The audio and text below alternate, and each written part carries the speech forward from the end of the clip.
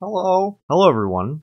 Welcome to Real Ghost Stories Part 2. And actually this might be the final part because frankly this is the only ghost stories that I actually have to tell. Just want to give a quick announcement that Spooktober is just going to be late this year. I mean, I want to change this for next year and stuff like that, but I have side projects going on. In fact, the reason why it's late is I'm currently working on a short film called Midnight Visit.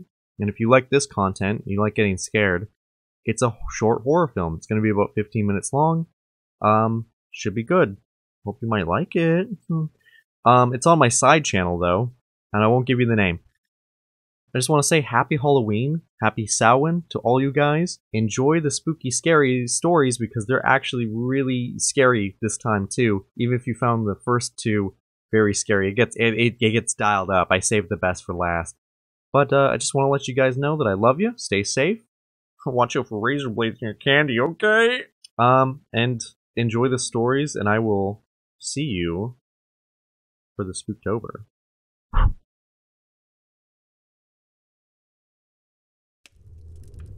In the last Real Ghost Stories video, I told you about an unwanted visitor in my older brother's bedroom, and about the time I suffered from a form of sleep paralysis that bordered on the supernatural. Although there are aspects of these stories, no matter how fantastic, that can be explained away, these next two stories, however, are far less explainable and more closely resemble a traditional haunting. In fact, this story marks the first time I've ever seen a ghost with my own eyes. I call tonight's story, The Old Woman. The year was 2002. I was about 13 or 14 years old. In relation to the very first story, I told you about my brother's encounter with a figure watching him from his bedroom doorway. This would have been a year and a half later, at most. Our mom had met her new boyfriend Daniel, and as their relationship began to take off, it was told to my brother and I that we would be moving into Daniel's home. There were 2 spare bedrooms and plenty of room for 2 teenage boys. I remember the first day we moved in very vividly. Something happened upon my first visit to that house that would set in motion the happenings that were yet to come. It was built sometime between the 60s and 70s era. It was a 1-floor home with 1 master bedroom in the middle and 2 guest rooms. The first was at the front of the house. It was small and had a little garden just outside the window. The second guest room was in the basement at the bottom of the stairs. In the basement, if you turned left, you'd enter the guest room. If you turned right, you'd enter the boiler room. But if you went straight, you'd walk into a large open den area. Upstairs, if you were standing in the guest room, you'd leave and to your left would be a bathroom at the end of a long hallway that covered the length of the whole home. Down the hallway, you'd pass the master bedroom on your left, the living room on your right, the front door, and then finally you'd end up in the kitchen that had the stairs leading to the basement. On the first day, Mom was choosing bedrooms for us. My mom thought it would be best if I took the room upstairs and my brother could have the basement. It was the arrangement at the last house, and since he was the older brother who preferred his own privacy, it made sense that he'd stay in the basement like before. But something happened when they took me into that guest room upstairs. The moment the door opened, I felt something I've never felt before. It was like electricity. I felt, without seeing, that someone, or something, was looking at me from inside that room. I could feel this intense gaze that froze me on my spot. My mom encouraged me in, and I did as she said, but I felt how a prey animal feels when a predator makes itself known, like it was about to lunge at me. Every warning bell and internal alarm was firing, and all I wanted to do was be out of that room. It also didn't help that that room itself was being used for storage, and there was a mirror laid against every wall in that room. There was nowhere to escape the gaze as soon as the door opened. I panicked and ran out of that room and had a tantrum about not wanting that room. I couldn't tell them what my body had told me. They'd think I was insane. But after a lot of pleading and freaking out, my brother sighed and said, "I'll take it then." Did I mention that I have the best brother in the world? Time passed in that house as I was staying in the basement and was very content with where I was. Something about that room upstairs freaked me out so badly that I never entered it again for the rest of my time there. The 1 bathroom in the whole house was right next to it, and I felt nervous even passing by it. But apart from the first freak out, all seemed well. However, that would soon change. It turns out that Daniel, our mom's new boyfriend, was actually a total piece of shit. The kind of guy that was two-faced, who liked to flash a nice car and a nice home at you, and really tried to be that cool guy. We learned quick that he hated my brother and I. All the niceness would fall from his face the second our mom left. He'd look at my brother and I, throw us both a $20 bill and say, "Now fuck off for the day, will ya?" I guess there's no crime against being an asshole. And at least he wasn't some sicko towards me or my brother. But slowly we could tell that the tension in the relationship was getting worse and worse as time went on. And with that, something in the house changed as well. One night I was asleep in my bed when I suddenly awoke to something. Much like my brother's story about hearing someone walking around the house, I could sense the same thing, only I didn't hear anything. I felt it. Describing how I felt would be like describing how I'm able to hear to a person who was born deaf. You just feel it. It's a sense. And I knew, for a fact, that someone was walking through the house at midnight, and it wasn't someone I knew. Slowly the presence moved from the guest room at the far end of the house, down the hallway, through the kitchen, and then it was at the top of the stairs. I panicked. I knew it was coming for me, whatever it was. It slowly made its way down the stairs, and as it got closer, I could hear this low hum, so quiet, like a whisper of a whisper. Down the stairs it slowly glided, and then to the door to my bedroom. I pulled the blanket over my head and braced for the sound of the door opening, but there was nothing. I felt it move past my door and head towards the boiler room. I even heard the door slowly push open a crack, and that was it. It felt like it was just standing in there. I didn't chance it. I didn't move, and I just held myself under the covers waiting for something to happen. Suddenly it moved again, and like that, was making its way back towards my room. I braced again, and just like a moment ago, it completely passed by my room without stopping. It went up the stairs, through the kitchen, down the hall, and back to my brother's room. And that was it. It was like it disappeared. I never once saw it during this, and I can't describe what it looked like at the time, but in my mind's eye, I knew what it was. It was this old woman, frail and in her nightgown. She didn't walk. She floated through the house, weightlessly. I don't know how I knew this, which is why I chalked it up to a waking dream, but soon I'd have all this confirmed at a later date. One night my brother, our mom, Daniel and I were in the basement on the couch watching a movie. It was 2001's Swordfish starring Hugh Jackman. We were all having a good time watching the movie. We were about halfway through the film, our attention fully invested in the large screen in front of us, when suddenly, out of the corner of my eye, I saw her. Down the stairs floated a black mass in the shape of an old woman. It was like someone cut out the shape in your vision with a cookie cutter, and it was blacker than the darkest shadow. A void. But just outside of that shape was a thin, drifting mist of black. A black vapor pouring off of her like hot steel in the winter air. She floated down the stairs and was rounding the corner to head for the boiler room when my eyes snapped towards her, and as they did, she vanished from my sight, as if someone turned the opacity down on her body. The moment she was centered in my vision, she was at 0% visibility. It would have been as clear and vivid as seeing any person walk towards you just out of the center of your eye line. But here's the freaky part. Suddenly, a second later, the noise of the TV stopped. I looked to the screen, and the film was paused. Then I heard Daniel's voice. "Did you see that?" I turned to look at him, and that's when I noticed. Everyone's head was turned towards the staircase. Everyone had seen it. My mom and brother confirmed that they thought they saw something, but they didn't say what. We were all quiet there for a moment, as we collectively chalked it up to a trick of the light from the TV set. Soon enough, Daniel laughed it off and pressed play on the DVD player, and like that, we ignored it and continued with the film. Sometime later, things got worse overall in the house. Daniel was having these outbursts of anger, tensions were raising, and I could feel the old woman's presence more and more. It didn't matter if it was daytime or night. She'd suddenly start walking that same path through the house, over and over, and then it would just stop. There was almost no reason or pattern to it. She felt like she was harmless though, sort of like she was stuck or like she was lost, like she forgot where she was and could only wander that same path. But I felt so afraid in that house, and I didn't know how to explain it. I also had the most horrible dreams in that house as well. There was this reoccurring nightmare where in the dream everything was black and white, which has never happened in my dreams before or since. I'd walk upstairs through the kitchen, calling out for someone but no one was home. I was all alone in the middle of the night. I'd walk down the hallway towards the room that I hated, but then I'd stop. Suddenly there was a scraping sound behind me. I turn, and there in the kitchen window, a figure crawls through the kitchen window and falls to the floor. It rises to its feet, and to my horror, I see that the figure is me. Or at least a doppelganger of me. What looks different with this copy, however, is the eyes are wild looking and yellow, like a wolf's eyes. It's probably the only thing in my dream that had any color whatsoever. Right then, still staring at me, the figure jolts into a sprinting run towards me. I turn and run as this thing chases me into the bathroom. I turn and lock myself in, and he pounds on the door until the hinges start to give. I look into the bathtub, and there is a naked woman in there, only she's dead, and she's bathing in her own blood. Before I can think anything else, the hinges burst from the door, and the doppelganger is upon me. I wake up shouting and sweating. This dream started to become a nightly routine.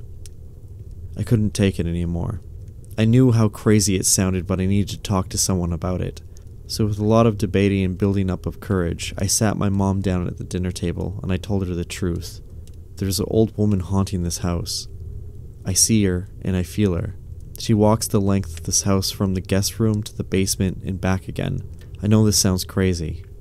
And my mom just replied with, "Oh, I know. I can sense her too." And just like that, my world shattered. She knew?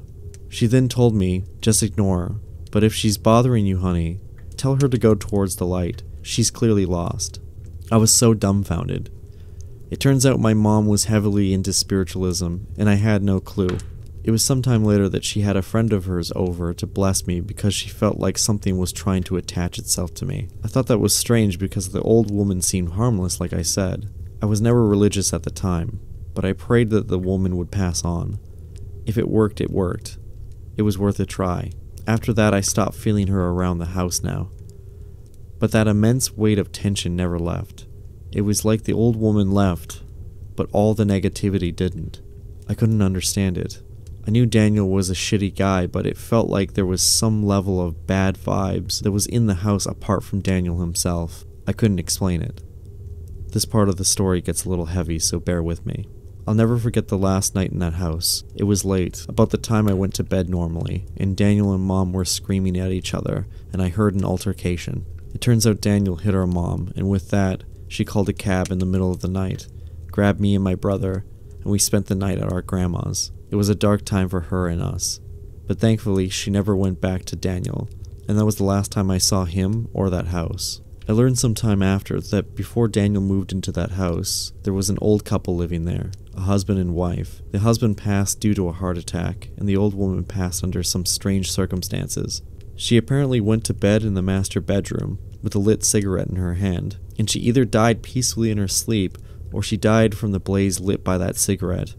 Only the odd thing was that the bed lit on fire, but the fire never spread to the rest of the house. I thought it was weird enough, but then I couldn't explain why that one room made me feel so threatened, and why I was having these horrible dreams and attachments. It wasn't until my mom made an offhanded comment that something clicked. She talked about that old house, and how she tried to grow a garden in the front, but nothing grew under the window to the guest room. It was almost like someone would stamp them out and kill them. And then I remembered. The gaze. It felt as if it was coming from that window to the room. The flowers being stamped out just outside of the window were just like if somebody were standing there, looking inside the window. I think there was a second presence in that house, and I know only two things about it. Unlike the old woman, it had an intent. This thing wasn't good. The second thing is that I don't think it haunted the house, but it was outside of the house, and it desperately wanted to get in. Perhaps it wanted to get to me as well, and my dreams were some sort of foreshadowing or warning. After moving out of that house, I never sensed anything quite as strongly ever again. This ability went as soon as it came, it seems. But every now and then, I feel the pressure in the room change, a chill on the back of my neck. I'll see things out of the corner of my eye. There must be something about that age that sparks something within a person to be extra sensitive, because our next story took place with my friend right around the same time, and she was about the same age as me. Only this story is far, far worse. This is the last and by far the most frightening story I have left to tell. It happened to a childhood friend of mine named Jessica. This story was told to me through her family, my mom, and several other witnesses. I have to say this because, frankly, this story is the most fantastical of all the stories I've told, and more so than the others, this one deeply scares me. It scares me far more than even the things that have happened to me. Prepare yourself for the final real ghost story. I call this story, It Lived Under the Stairs. My mom was a longtime friend with a woman named Janet. Janet, like my mom, had 2 kids at about the same age our mom had us. A boy my brother's age named Robert, and a girl about my age named Jessica. Janet ran a daycare center out of her home with her husband, and I remember spending most of my life in that house as a kid, running around and playing, and the 4 of us were inseparable. Jessica was older than me by about a year, so when it came to school we sort of missed each other. Around this time I got new friends and so did she, so we were seeing less of each other. This is around 2001 when the events of this story happened, but Jess was at that awkward age of life between prepubescence and your teenage years. She was about 13 or 14 at the time and nothing out of the ordinary. She was a good kid, never did anything wrong, but she was a wild child and the most stereotypical tomboy you ever met. She was sometimes the only girl in our friend group, but she always felt like one of the guys. She was a total rebel, but she had the biggest heart. One day, without warning, something happened to her that was just different. I remember her describing it as if she felt like she was being followed home one day. We were all kids of the 90s and we grew up with plenty of stranger danger training, and my mom was signed up as a block parent. We were taught to spot when we were being followed and trust our gut. That day she felt like she was being followed as she was heading home from school. Jess turned to see who it was, but found herself alone in the street. She felt creeped out, so she rushed home. Her school was close to her house, and she was old enough to take care of herself now. Jess even had a house key. When she got home, it wouldn't be another hour before her older brother or her parents would show up from work or school. She had the place to herself, and that 1 hour of freedom was something she relished and always looked forward to. When she got home, she forgot all about the weird feeling she got and kicked off her shoes and called out, "Kiwi!" Kiwi was her pet lovebird. Her and Robert loved that bird to death, but it was Jess who was especially keen towards the bird.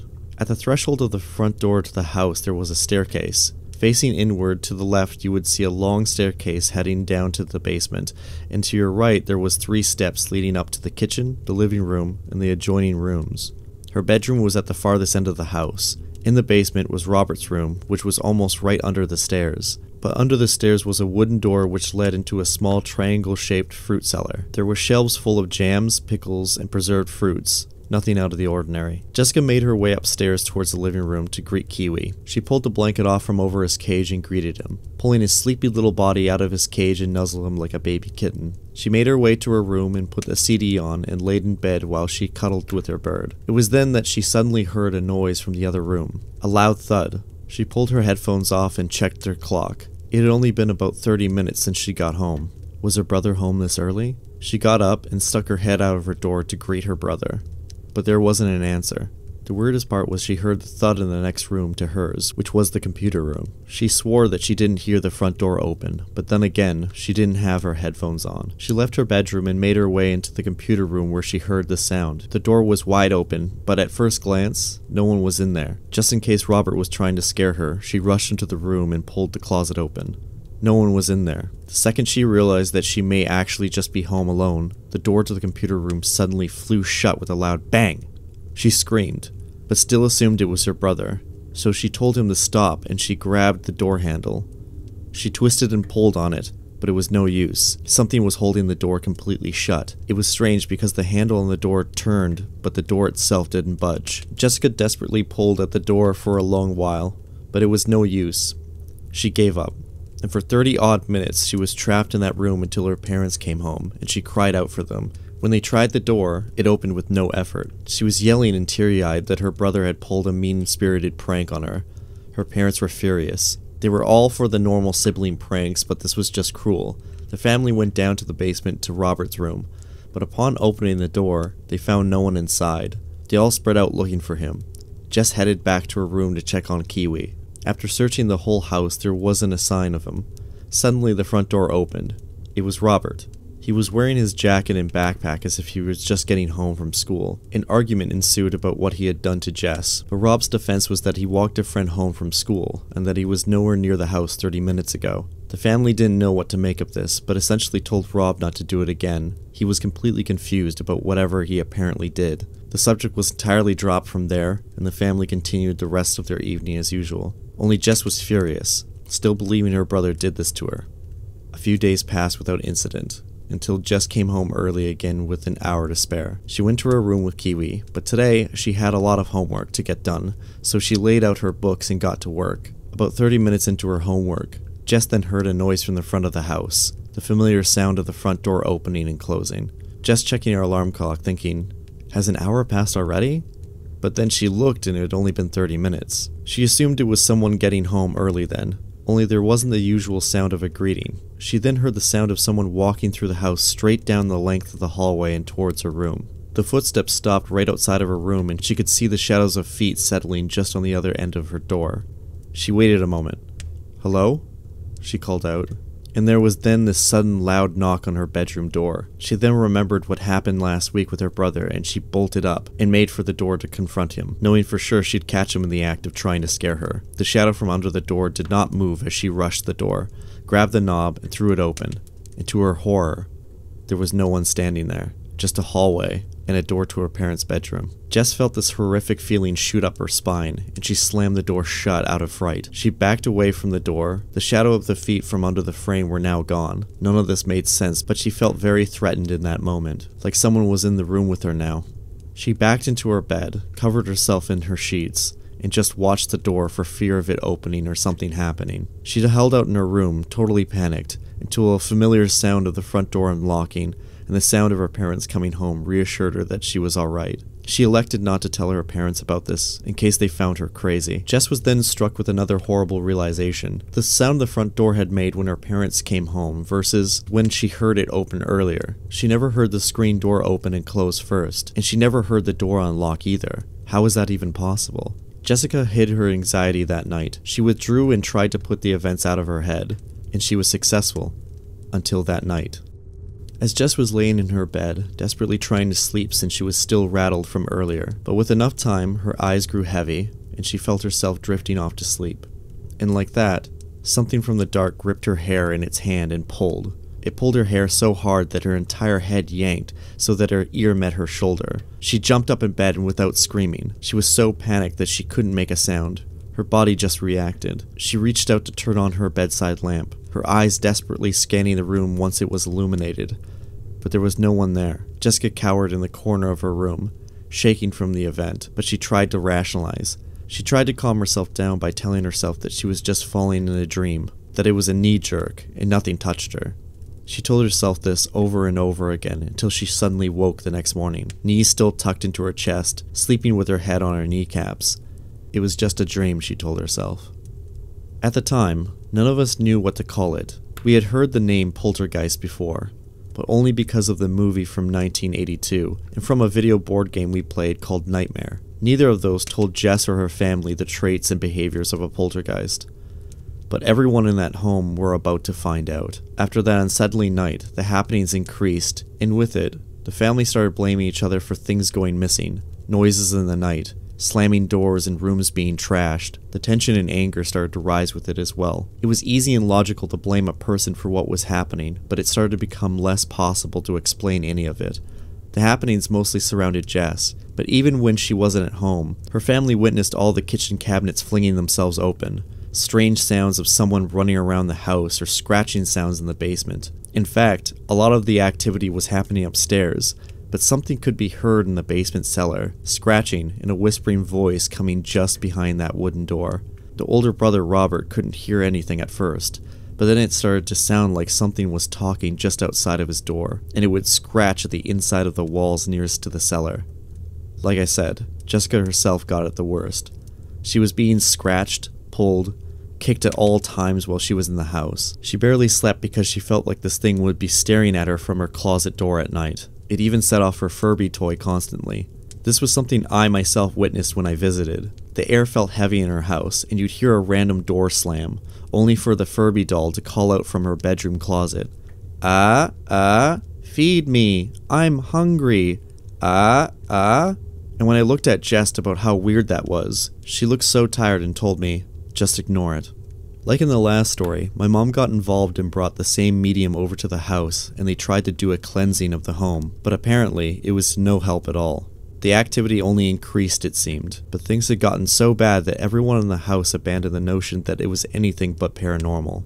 Apparently Jess was suffering from horrible nightmares as well, dreams of being chased or trapped in her house being changed into a strange maze-like version of her own home, with doors that should lead to a bedroom but then would lead to another part of the house entirely. But eventually in the dream, almost every door would lead to the basement somehow. Even in her dreams, she wanted nothing to do with that basement. Ever since the haunting started, she hated going down there, and she outright refused to ever go down the stairs. She felt like the entity made its bed in the cellar. So in her dream, she'd turn and run from any door that led there. Once again, she'd open a door and she'd be stepping out of where her brother's room was. The cellar door would be immediately to her left, but before she could turn and run, the door would burst open and a pair of arms would grab her and pull her inside, locking the door behind her. She'd wake up screaming. Jessica barely slept anymore. Jessica changed completely during this time. Her mood, her demeanor, the bags under her eyes. It was like something sucked all of the joy out of her, like a deep depression. The only thing she had or truly cared about was her bird Kiwi. It was all she had left. Now this one haunting that happened to Jessica was far scarier than the rest. This is the part of the story that sends chills up my spine just thinking about it, like something out of a living nightmare. One day she came home from school. She was exhausted from the stress and lack of sleep. As she opened the front door, she called out for Kiwi, as usual, but she then noticed something immediately. As she stepped past the threshold of the door and into the small foyer, she heard an audible crunching sound, like stepping in grit or sand. She looked down and saw that she was standing in a pile of something. As Jess looked closer, she realized right away it was birdseed. Jess then saw that it wasn't a pile of it, but a trail. There was a trail of birdseed which she could see that led from the living room, past the kitchen, down the stairs, under her feet. Then she realized everything all at once. The birdseed was trailing down the basement stairs. With the light from the sun pouring in from behind her, she could see at the bottom of the steps that the seed trail did a U-turn to the right, heading towards the cellar. She then heard Kiwi, his little chirp coming from down in the basement. The chirp was loud but muffled like it was behind a wall. She knew immediately that this thing lured her bird into the cellar. Instead of running down there, her instincts told her to check the cage to see if it was open. She ran upstairs, flew into the living room, and there was Kiwi's cage, her feet crunching in the trail of the birdseed which led all the way to the front of Kiwi's cage. When she saw the cage, it still had the blanket cover over it. She grabbed the blanket and pulled it off, and then looked to the cage door, but it was shut tight. This struck her for a moment, and then she looked up. There, huddled in the corner, was Kiwi. He was fully awake, and looked to be cowering in fright. She was so confused but so relieved that he was safe and sound. But then she heard it once more. Kiwi's chirp from the basement. And her heart sank into her stomach. If Kiwi was right in front of her, what was making that sound in the cellar? Jessica ripped the cage open, grabbed Kiwi in her hands, and ran full tilt out the front door. It was about an hour later that her parents came home and they found her. Jessica was in a collapsed state in the back lawn. She was crying so hard tears were streaming down her face. Kiwi was gripped in her hands in a protective manner. Jessica refused to go back into the house, and her parents let her stay at a friend's house for a week. This wasn't, however, her last encounter with this thing, but like what is typical with most poltergeist hauntings, as suddenly as it started, it suddenly ended. It had been about 4 months total that this thing tormented Jess and her family, and like that, it was gone forever. Jess is much happier now. She's married to the love of her life, and as far as I know, she never dealt with anything supernatural since. But it does call into question, what was under those stairs? The end.